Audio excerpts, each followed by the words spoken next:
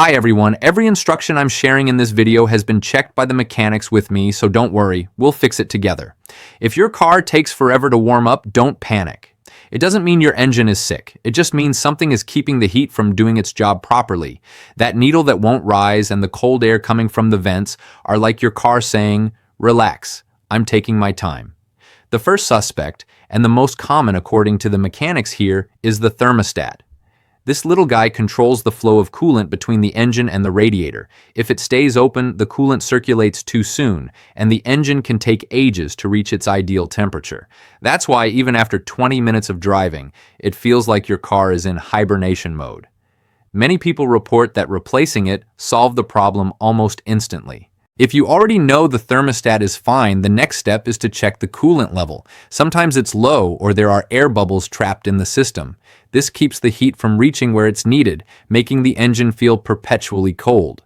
Those who have tried this at home say that topping up the coolant and bleeding the system made the car start warming up much faster. Another detail people often forget: cold weather. Yep, even a perfectly healthy engine takes longer to warm up when it's freezing outside, so don't get frustrated if in winter you need a few extra minutes before feeling warm air from the vents. Some cars just take their time to save energy and fuel. If the engine heats up but the hot air doesn't reach the cabin, the problem could be the heater core. It's like a mini radiator inside the car that warms the air for your heating system.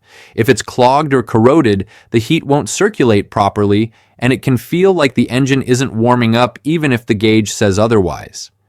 Checking the hoses or, in extreme cases, cleaning or replacing the heater core usually fixes it. And we can't forget about the temperature sensors.